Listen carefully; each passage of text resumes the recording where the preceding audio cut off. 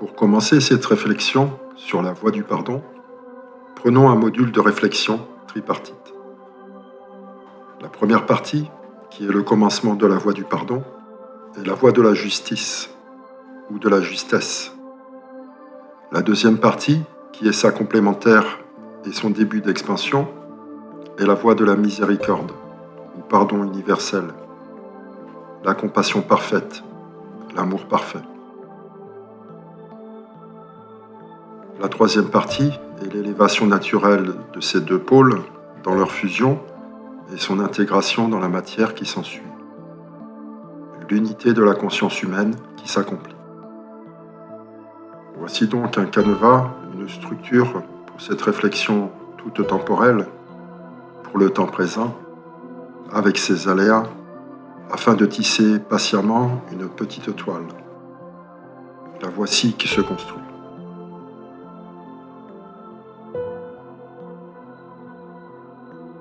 Tel Excalibur, planté dans son enclume, élevé de main de maître par le roi prophétique, encore jouvenceau au moment de son élection, tout comme l'était le roi David quand il vainquit Goliath et devint par ce geste le tout premier roi, l'unique, le nouveau, telle l'épée de Damoclès qui tombe dans le corps impur, l'enclume, le Goliath, et qui prend son sens uniquement quand elle est retirée de l'être par la main divine, ou quand la tête du géant antique est tranchée par sa propre épée, mais qui a changé de main. Telle est la voie de l'épée, qui est aussi, nous l'avons compris, la voie du masculin sacré, la voie du Créateur, la voie du Verbe qui fédère, mais qui avant toute chose fait périr l'ancien par la foudre divine, le bras armé de Dieu, l'Élohim. C'est aussi l'épée de l'archange Saint-Michel, qui au début des tribulations s'abat sur la bête et la justifie, par son immense amour. C'est la maison Dieu dans l'arcane des tarots, le coup de foudre fabuleux et fantastique, le yang dans toute sa puissance solaire, concentré ici en un point unique, la guérison, la purification et le retour en grâce par et dans la voie du pardon absolu. Mais il n'y a pas de compassion, il n'y a pas de pardon absolu sans jugement préalable, c'est-à-dire sans peser.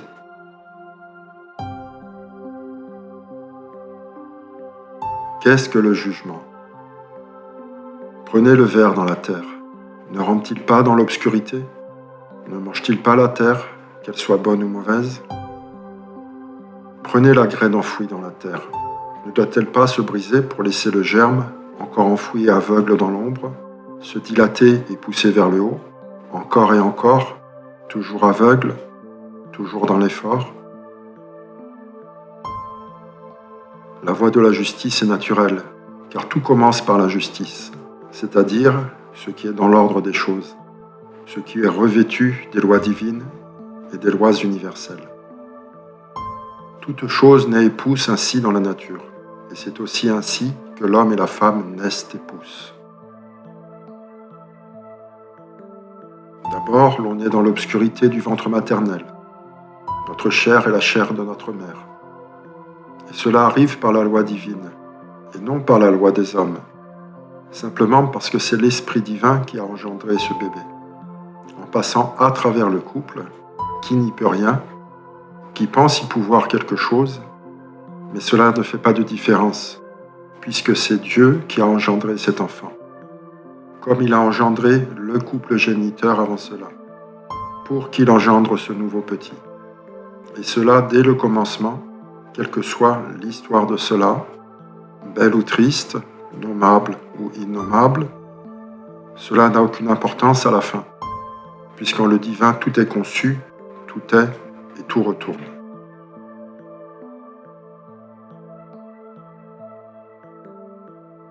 Les moutons sont dans le pré. Quand le mouton s'égare, telle la chèvre de Monsieur Seguin, le berger part à sa rescousse. Mais cela prend un peu de temps. Pendant ce temps, le mouton ou la chèvre sue ses suées d'aventure, en frôlant la mort à chaque instant. Ou alors, ses pas l'emmènent inexorablement vers la triste mort solitaire, car l'animal est grégaire. Le berger la retrouve et elle est sauvée, bien qu'épouvantée. De l'expérience qu'elle en retire, elle est inutile en réalité. L'on pourrait croire que le mouton sauvé, ayant été un aventurier, a plus de mérite que le mouton servile, qui par ailleurs a obéi à sa nature grégaire. Et pourtant, cela est si vite oublié. Au mieux, ce n'est qu'un triste souvenir, ni plus ni moins. Il dit ensuite aux autres moutons, « Ne vous échappez pas !» Les moutons lui répondent, « Mais pourquoi s'échapper ? Ma foi, il est revenu fou de sa mésaventure. Le temps guérira sa peine. » Ainsi, dans l'exercice des vertus, qui fuit l'aventure, tel le hobbit qui déteste les pérégrinations, il y a une sauvegarde qui rend la voie de la justice tellement plus simple et sans complications. Notre époque tourmentée dit bien le contraire, mais elle se trompe, n'est-ce pas ? N'est-ce pas qu'elle dit n'importe quoi ? N'est-ce pas qu'elle est le vacarme qui sort de la bouche de Goliath, le massacreur ? Il dit « Je vais vaincre, car nul ne peut me vaincre, je suis un géant. » Et pourtant, le vierge, le virginal, d'une unique pierre divine lancée en son front, la pierre philosophale bien sûr, le met à terre, et de par sa propre épée, le terrasse en lui tranchant sa mauvaise tête de Néphilim, son mauvais caractère. Mais cela ne peut survenir seulement quand le moment est venu du retour au royaume. Soyons donc patients, car le temps advient du retour du royaume. Il ne peut advenir ni avant l'heure, ni après.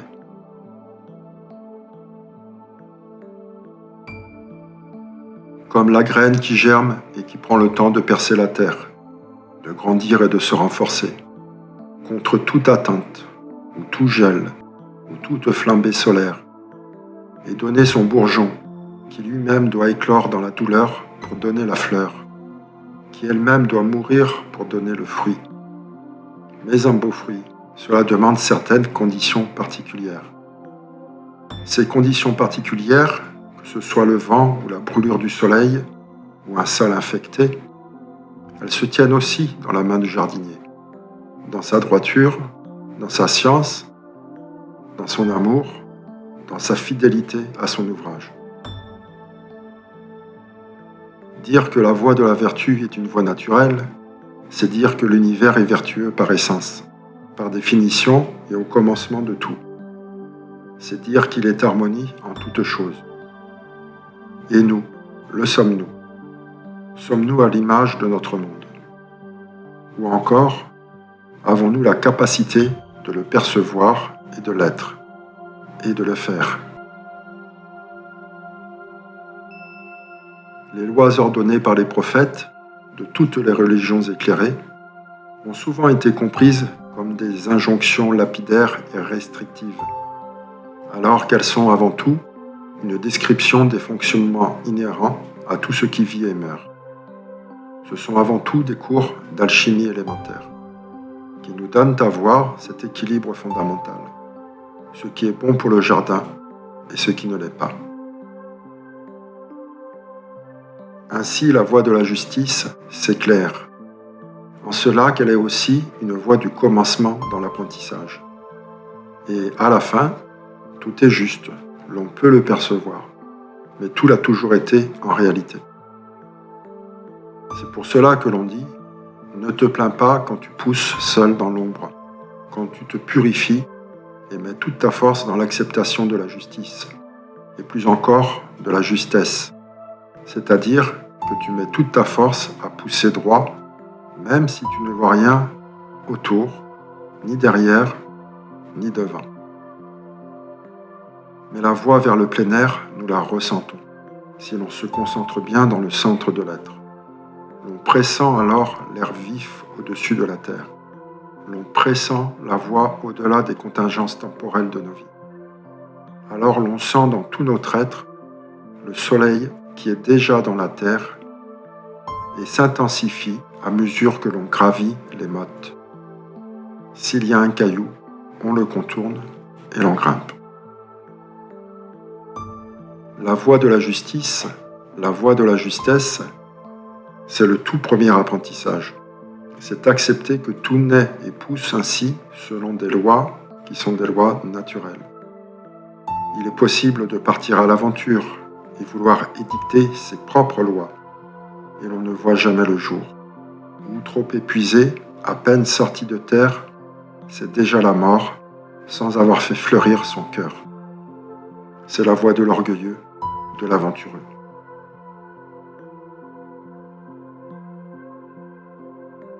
Alors, que faut-il faire quand l'on commence à s'éveiller, quand le germe brise l'écorce de la graine? Obéir à la loi, mais sans la connaître véritablement, sans l'avoir encore accomplie. C'est pour cela que dans l'apprentissage de la justesse, l'on dit « Concentre-toi sur ton travail intérieur et écoute tes ressentis, même si tu ne comprends pas. Et dès lors que tu crois comprendre, c'est que tu te trompes. Car le tout n'est pas de comprendre, mais de bien se diriger, y compris dans l'ombre. »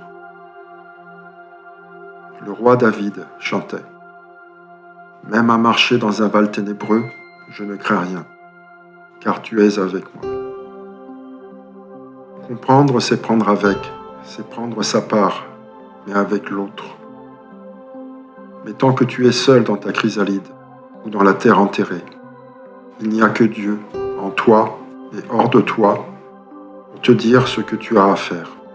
C'est cela l'apprentissage de la justice, l'apprentissage de la loi. Pour comprendre, il faut être deux, le plus opposés si possible, comme un homme et une femme par exemple. La nature est ainsi faite qu'il y a pléthore d'hommes et de femmes sur la terre. Alors choisis celui ou celle qui t'est totalement étranger ou étrangère, mais seulement si tu y sens le soleil qui te réchauffe déjà.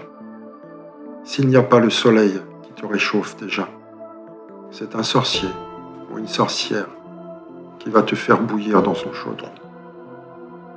Et si le soleil est là, et que tu n'y comprends rien du tout, alors tu as tout compris, en comprenant que c'est la voie la plus directe, la plus pure et la plus simple qui mène à l'air libre.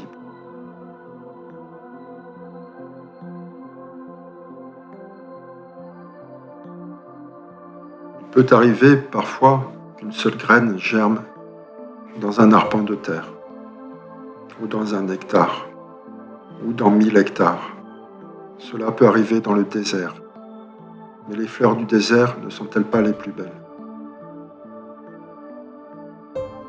Mais dans bien des cas, la graine n'est pas seule. L'une d'elles, la voisine, le voisin, s'en va vers les fourneaux de la sorcière ou du sorcier. Adieu ma concubine, adieu mon concubin. Car pour moi, il n'y a que la voix du soleil que je sens déjà dans la terre. Allez vers la lumière et ne vous occupez pas des choses obscures. Concentrez-vous sur la lumière, concentrez-vous sur la beauté, concentrez-vous sur la grâce. Et un jour, l'on connaît la lumière, l'on connaît la beauté et l'on connaît la grâce. Et elle s'accomplit sur terre, mais en nous-mêmes, devenue racine, tige, puis fleur donnant du fruit.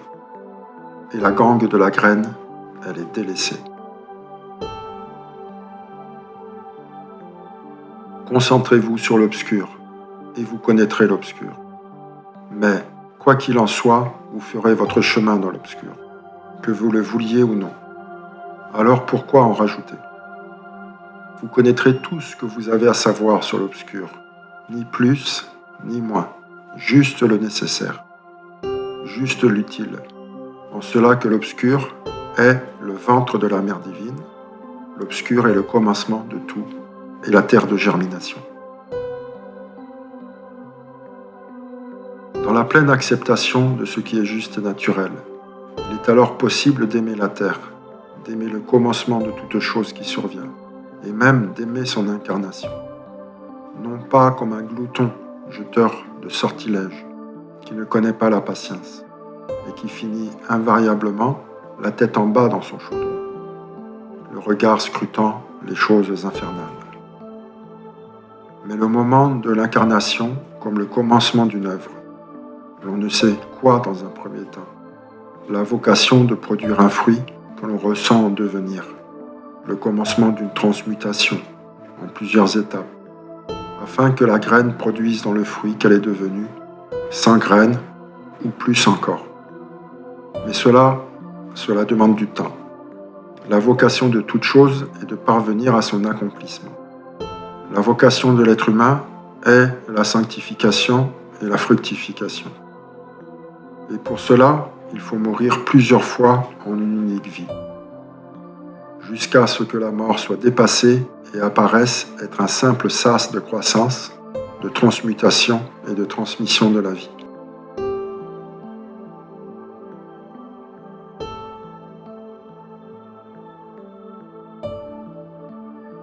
Il y a la voie de l'épée et il y a la voie de la rose.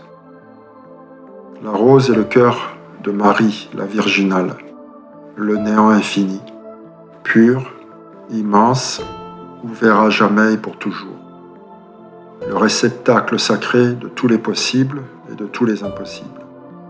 Le Graal, c'est la pierre de cela, la pierre philosophale. C'est le vide qui s'est cristallisé dans le magma de l'énergie plasmatique.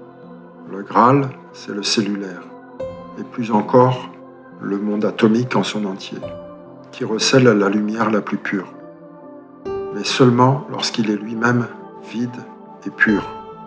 Alors la coupe est débordante.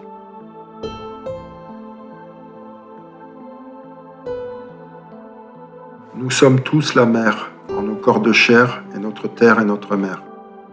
Nous sommes tous la mère de chacun et de chacune en notre incarnation. Comme la mère aimante, nous veillons sur l'autre nous-mêmes, puisque nous ne faisons qu'un en réalité. Nous nourrissons et nous éduquons par la loi et par l'amour jamais démenti, toujours présent, chaque jour à l'ouvrage, chacun de nos enfants. Nous-mêmes à la fois enfants, mère et père, car les trois sont indivisibles.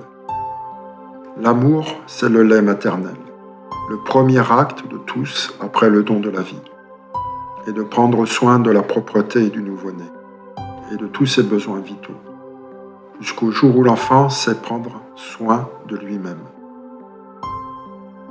L'amour, c'est le mystérieux nectar qui est le commencement et la maison de tout ce qui est, et sa nourriture essentielle, insipide, inodore et incolore. Une goutte suffit pour créer le monde. L'amour nourrit, l'amour éduque, car il est la loi suprême. L'amour guérit, l'amour transforme, l'amour transcende. L'amour fait grandir, toujours de l'avant.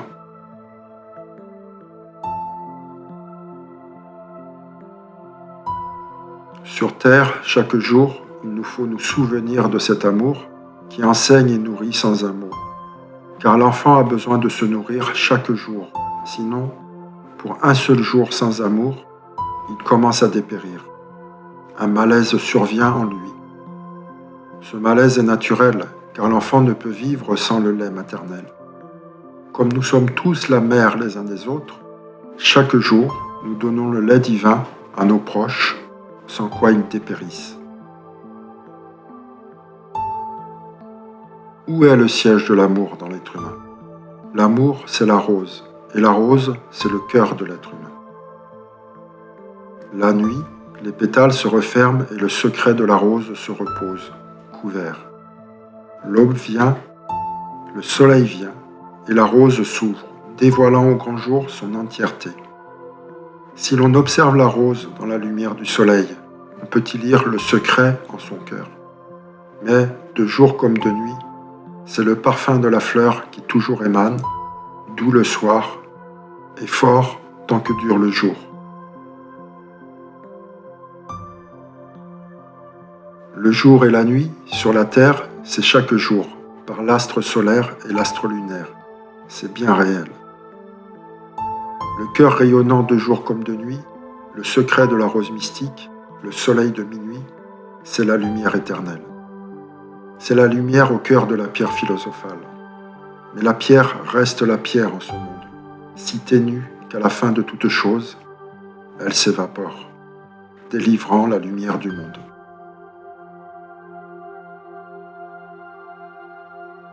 Nos vies sont rythmées par le soleil et la lune, ce que savaient les anciens.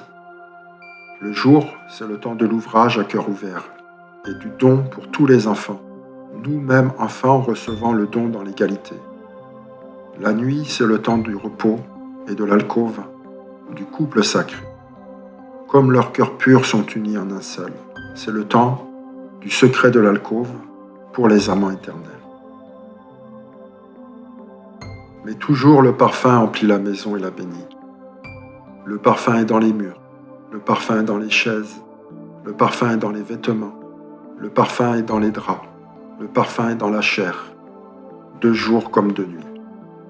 Le parfum de la rose nourrit l'âme et le corps, de jour comme de nuit. Alors le corps atomique se recompose de ce qui le nourrit, car nos corps de chair sont des corps alimentaires, qui se forment de ce qui les nourrit. Combien de temps faut-il à un corps atomique pour se recomposer entièrement? Combien de cycles de recomposition complète contient une vie humaine? Même l'eau s'est recomposée. Même l'ADN est recomposé selon la loi. Combien de temps cela prend-il sur la Terre? Et combien de temps cela prend-il s'il y a des jours de disette? Et combien de temps cela prend-il s'il y a des temps de famine, l'éternité? Mais au jour béni où la source n'est plus tarie, au jour béni de la grâce établie dans l'être, alors les jours sont enfin comptés, un jour pour un jour, une nuit pour une nuit, et ainsi chaque jour et chaque nuit, jusqu'à la recomposition d'un premier cycle complet de régénération, de guérison, d'enseignement du secret de la rose, dans le don parfait et solaire ou dans le secret de l'alcôve, dans la douce lumière reflétée de la lune, dans la douce lumière des lointains luminaires des soleils de la nuit, dans la douce lumière du soleil intérieur qui ne connaît ni le jour ni la nuit, dans l'amour éternel qui jamais ne faiblit, toujours victorieux, son nom est victoire. Quand la nuit tombe sur le monde, ou plus précisément sur une moitié du monde, certains disent sur un tiers seulement du monde, nous entrons en nous-mêmes. Dans le couple uni par l'amour, nous ne sommes jamais seuls, mais deux en un, reflet temporel de l'un. Solitaires, unis dans l'amour éternel avec le Dieu lui-même, deux en un. Comme l'oiseau de jour qui s'endort au crépuscule, comme la fleur qui se recouvre de ses draps à la tombée du jour. Tout est rythmé par le mouvement naturel. Oui, vraiment, tu es là au cœur de nos vies, Seigneur suprême, Régent suprême, et nous en sommes tous, hommes ou femmes, la mère incarnée. C'est pour cela, quand les temps de lumière descendus sur la terre, l'on dit que c'est l'heure revenue du matriarcat. Quant au temps de ténèbres, aux nuits des civilisations, c'est chaque jour l'heure du secret enfoui. C'est à chaque heure l'heure de l'alcôve.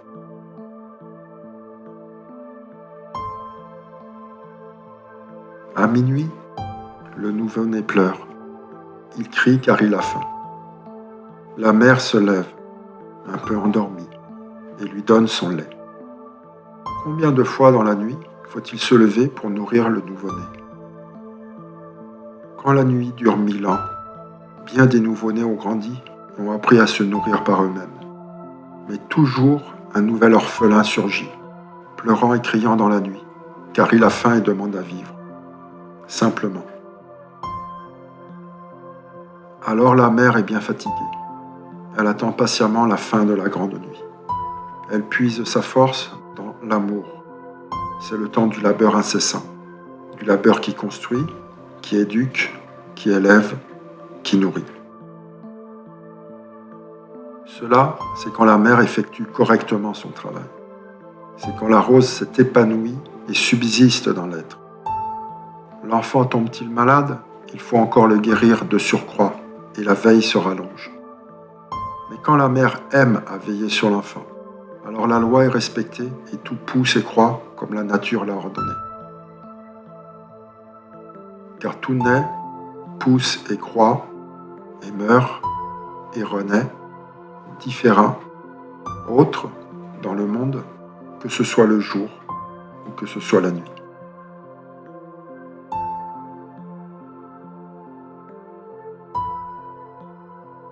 Qu'est-ce que la voie du pardon? La réponse est dans la question. Pardon. De ce qui nous est donné, nous vivons. Pardon. De ce que nous donnons, nous vivons. Aimer, ce n'est pas s'aimer soi-même en tant qu'être humain temporel. Aimer, c'est aimer tout court, c'est aimer la vie, c'est aimer l'amour absolu, c'est aimer Dieu et remercier chaque jour pour le don de la vie qui nous est octroyé. Et c'est aimer l'autre, mais par le don de soi à l'autre. C'est par le don reçu et donné, par la libre circulation de l'énergie de vie, au-dedans et au-dehors, que le jardin est bien ordonné.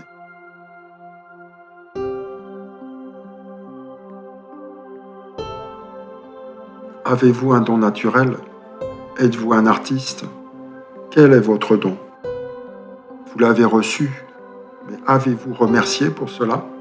L'avez-vous considéré ce don? Et l'avez-vous fait grandir en donnant les fruits mûrs à l'autre vous-même? Le donnez-vous chaque jour? Et combien de fois par jour? Laissez-vous vos enfants dans la disette? Pleurent-ils dans la nuit? Crient-ils affamés? Ou peut-être ne vous êtes-vous pas encore pardonné? Peut-être est-ce encore l'heure du repli? Ou peut-être dites-vous, le fruit n'est pas mûr, je ne peux le donner?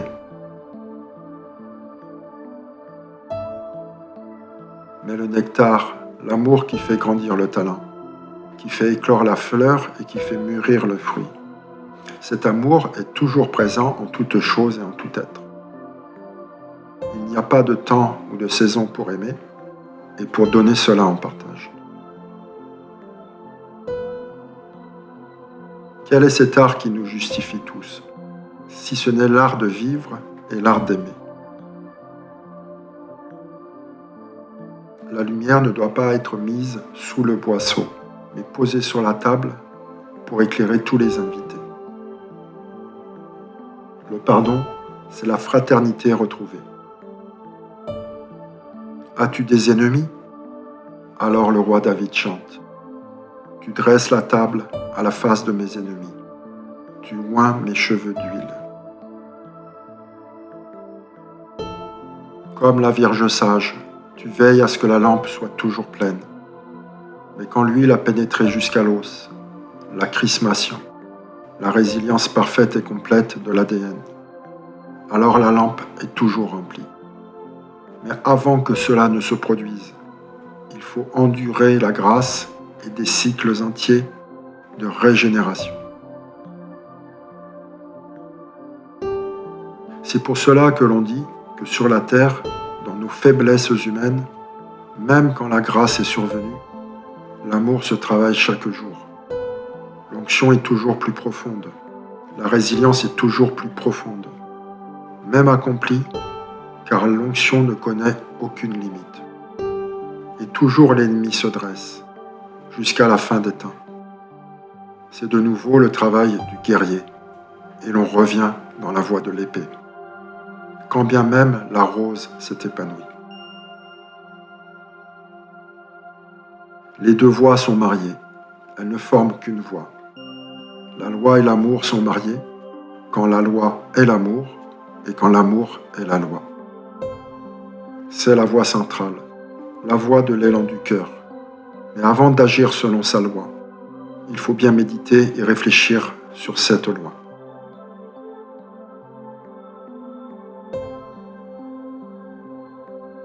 Quant au ventre, il est le socle, la fondation.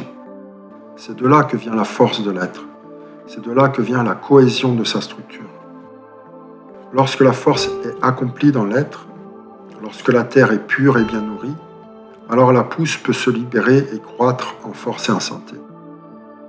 Quand la fondation est sans fissure, sans ligne de fuite, alors la maison peut se dresser et peut durer et endurer. Alors le pardon véritable peut survenir.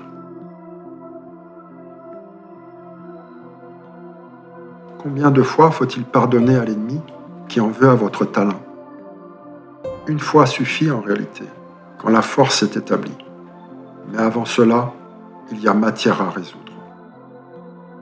C'est pour cela qu'il faut prendre le temps d'établir chaque jour sa force et la cohésion de sa structure par la voie centrale, par l'apprentissage de la voie de l'épée et la voie de la rose, ensemble mariés, pour dresser en son jardin un chêne qu'aucun voleur ne pourra vous dérober.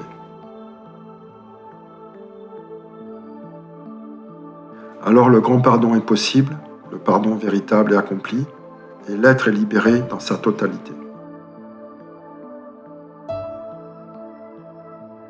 Et quand le grand pardon viendra sur la terre entière, alors la terre entière sera libérée.